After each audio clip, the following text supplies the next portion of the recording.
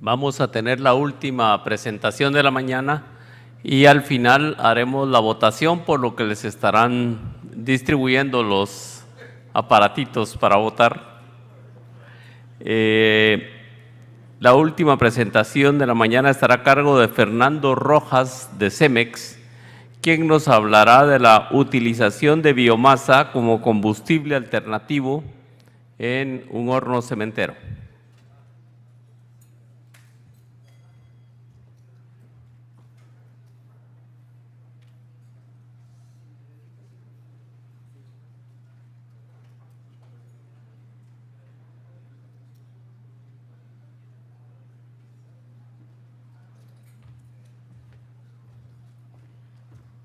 Muy buenos días a todos. Gracias por la oportunidad que me brindan de estar en este seminario técnico.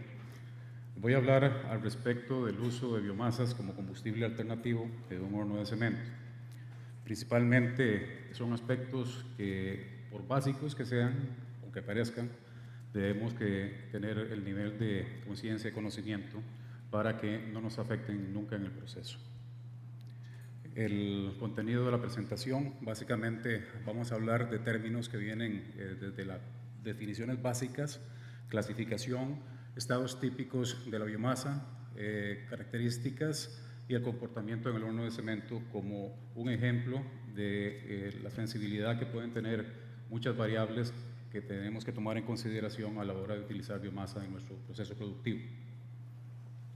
Empezando básicamente, si vamos a utilizar biomasa como combustible en el horno, que ya eso es una práctica estándar, tenemos que comprender el comportamiento de la misma. Tenemos que tener esas consideraciones básicas para lograr el éxito operativo. Nosotros necesitamos lograr la continuidad operativa y el máximo rendimiento de nuestros equipos. Esto debe partir desde sus bases, la cual es saber qué realmente es biomasa, cómo se clasifica o caracteriza, ya que el tipo y característica de material van a determinar los tratamientos previos y posteriores a su uso.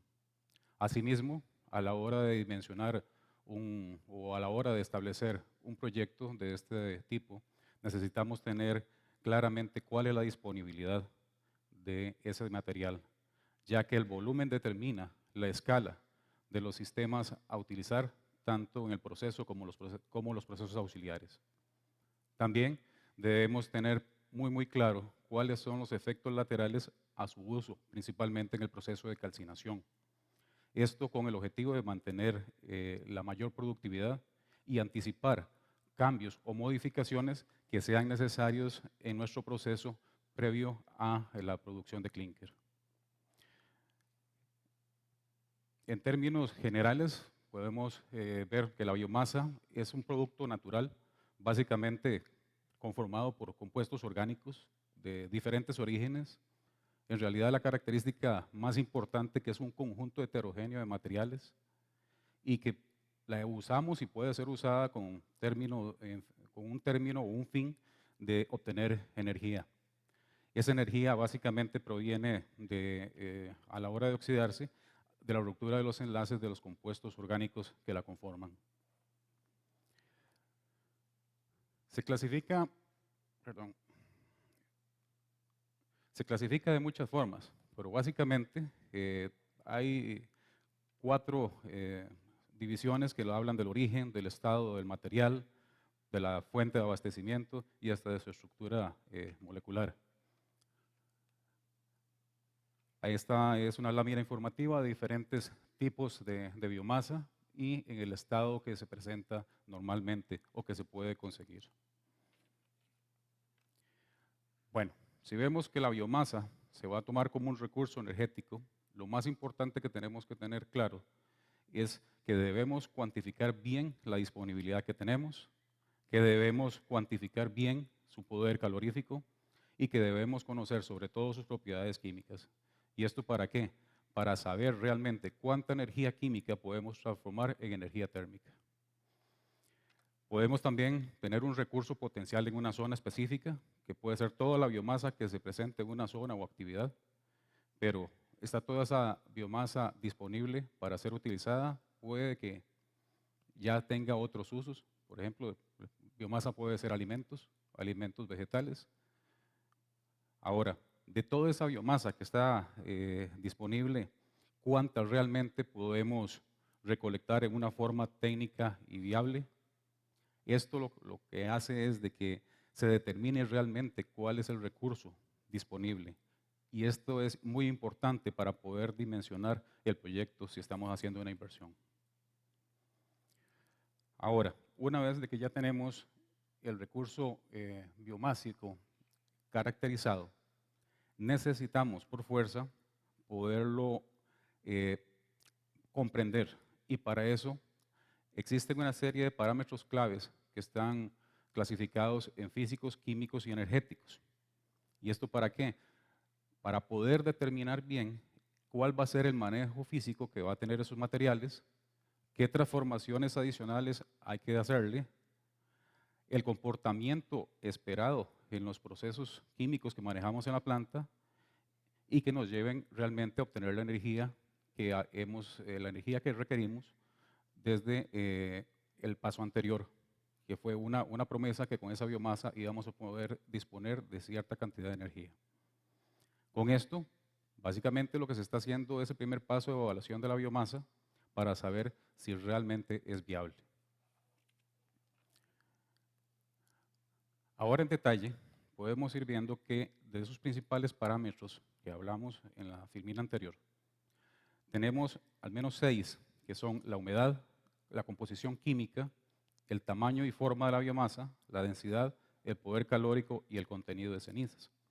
Cada uno de ellos lleva una implicación. Por ejemplo, la humedad nos va a impactar en el manejo y en la energía neta aprovechable de la biomasa. La composición química, principalmente en lo que son cenizas que pueda tener la biomasa luego de la oxidación, de la combustión, para hacer ajustes en el proceso. El tamaño y forma, que nos puede impactar también en el manejo de la misma, en el transporte, hasta en la cinética de combustión, lo cual se ejemplifica precisamente a la hora de decidir cuál va a ser el punto de inyección, ya sea en el horno, sea en el calcinador, y en qué punto. Adicionalmente, la densidad, que eso es un factor que va directamente relacionado con el transporte y los costos. El poder calorífico, que lógicamente nos lleva al estado de eficiencia energética o no.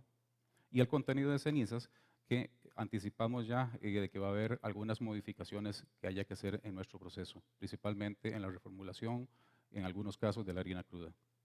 Ahora vamos a analizar uno a uno.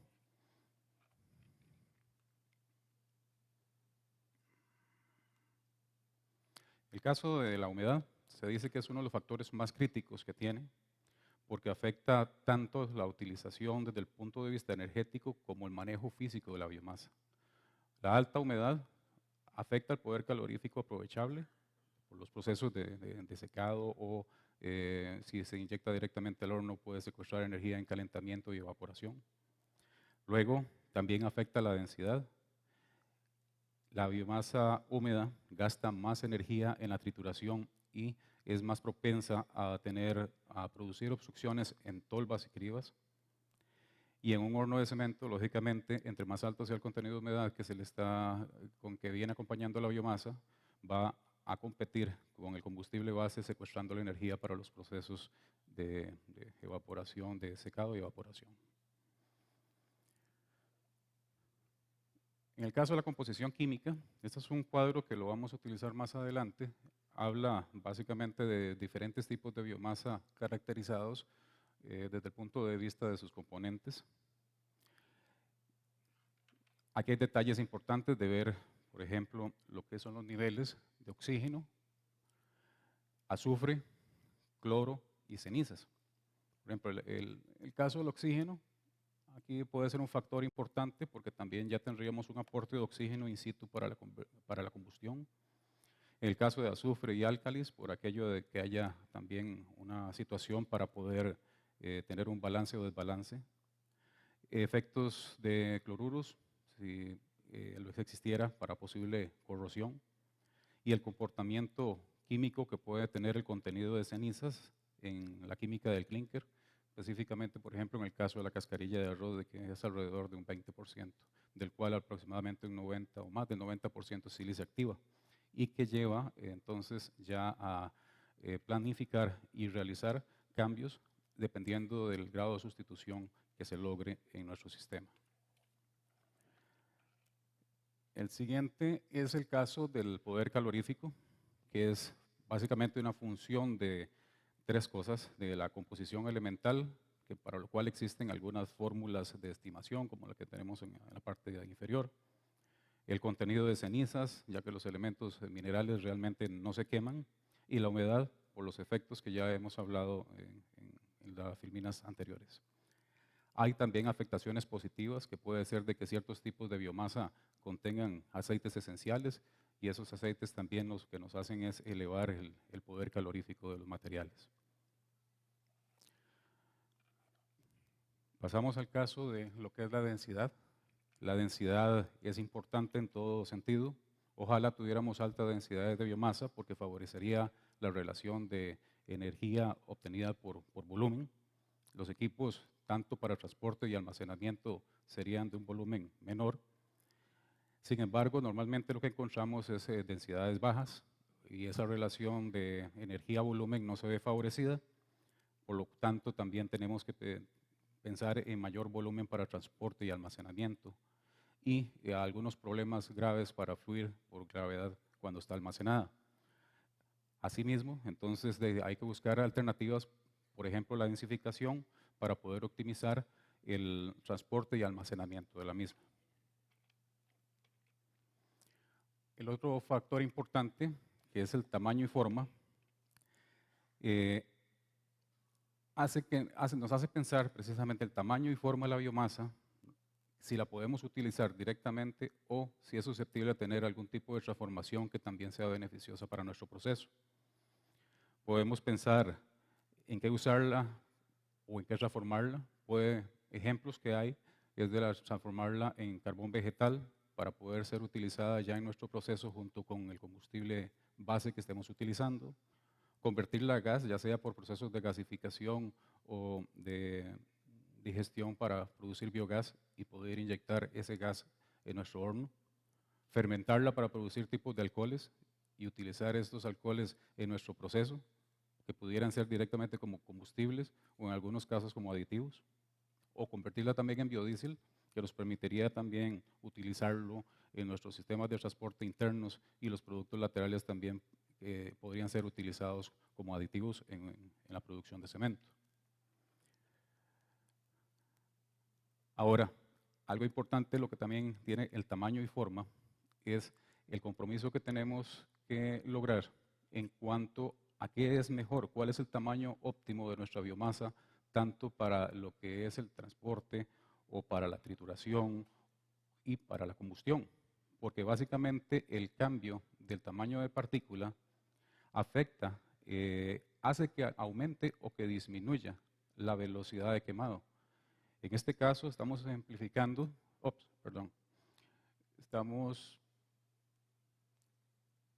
ejemplificando el caso de bagazo y acerrín, que fueron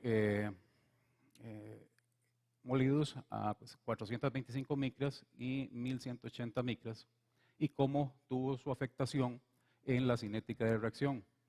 Básicamente es utilizando un diagrama, un TGA, que sería un análisis térmico, se logra definir los parámetros para la cinética de combustión.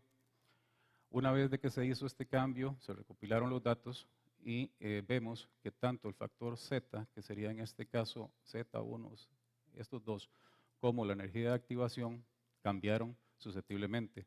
Al hacer definitivamente más grande la partícula, la velocidad de quemado va a haberse incrementado. Pero esto básicamente, ¿para qué lo queremos?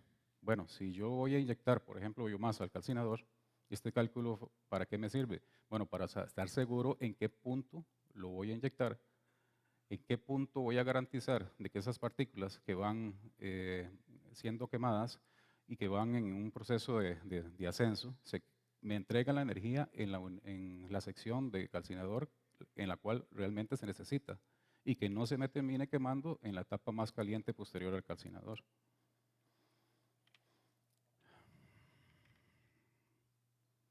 Vemos ahora el ejemplo de aplicado a un horno de cemento, es un horno de 3.300 toneladas por día, que usa carbón y aproximadamente está consumiendo 860 kilocalorías por kilogramo. Tiene una capacidad máxima por el ventilador de tiro inducido de 552.000 metros cúbicos actuales hora, y solamente estaba usando carbón. Llegaba a un caudal máximo de arrastre del ventilador de 545.000 metros cúbicos actuales.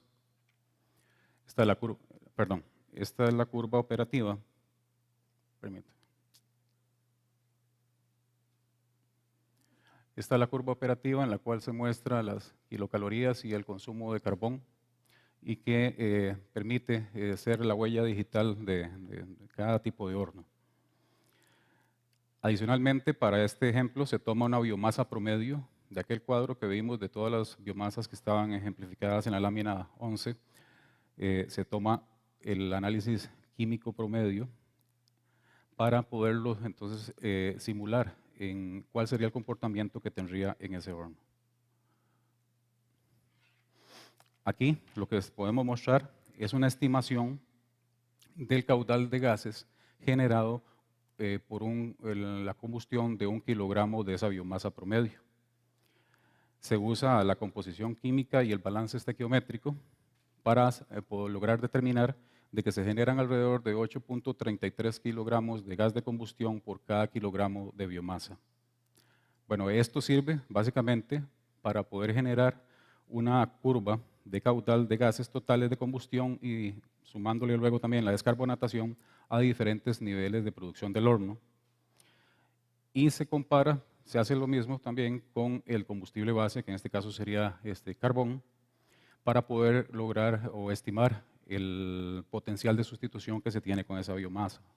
Esta metodología se expuso en el Congreso del año pasado y ahora en la tarde también la voy a juntar para que la tengan.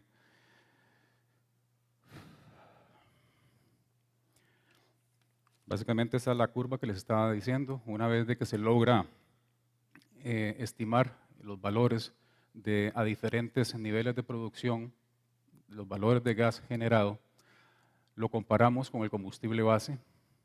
Vemos de que si utilizáramos 100% biomasa, prácticamente tendríamos que disminuir la producción.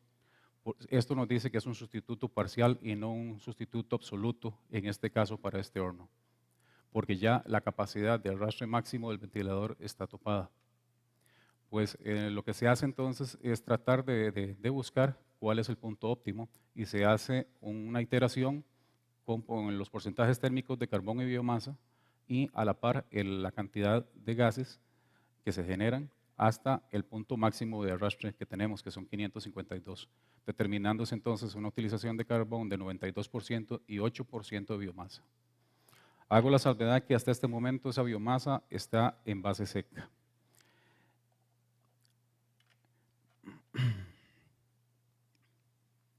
Aquí mostramos básicamente la capacidad de sustitución, ¿verdad? Es básicamente lo mismo de la vez pasada, nada más que he hecho un zoom, la capacidad de sustitución con base en el porcentaje de biomasa utilizado. Eso sí, esto se hizo pensando en mantener el mismo régimen de productividad.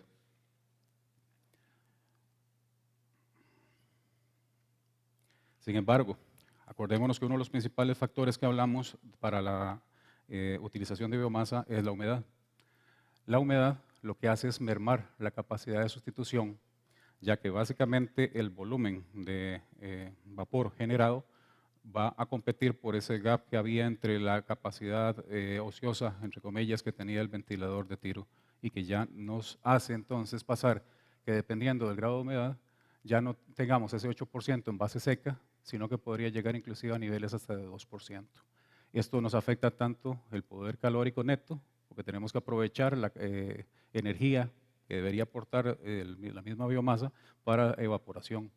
Y también, entonces, los gases de combustión por cada kilogramo de biomasa va cambiando.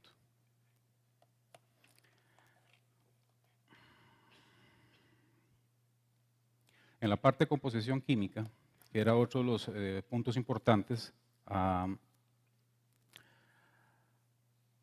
estudiar, vemos lo siguiente. Este es el análisis el promedio de los análisis de elementales de las biomasas. Sin embargo, hay algo importante que es el contenido de cenizas. Vemos de que aquí en gran promedio nos da alrededor de 5, pero tiene una desviación estándar mayor. Aquí hay un caso específico que es